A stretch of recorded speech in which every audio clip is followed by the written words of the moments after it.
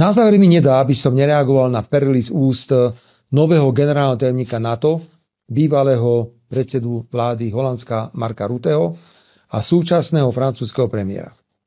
A generálny tajomník NATO nedávno vyhlásil, že Ukrajina je príliš slabá, aby mohla rokovať o mieri.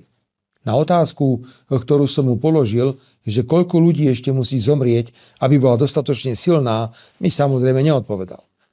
Najnovšie v Davose generálny tajomník NATO pán Rutte vyhlásil, že verí, že Spojené štáty americké budú pokračovať v dodávkach zbraní na Ukrajinu a že rovnako verí, že účet za tieto zbrane zaplatia, dobre počúvajte, Európania.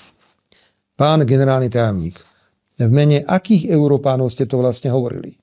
Tiež sa považujem za Európana, ale ani v najtemnejšom sne neuvažujem o tom, že by sme na Slovensku mali platiť za americké zbrane, za ktorými sa Ukrajinci mlátia s Rusmi.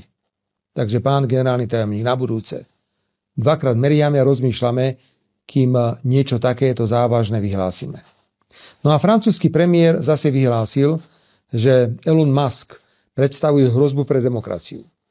Každý, kto má iný názor, ako je povinný názor, samozrejme pre predstaviteľov západných európskych krajín predstavuje hrozbu pre demokraciu.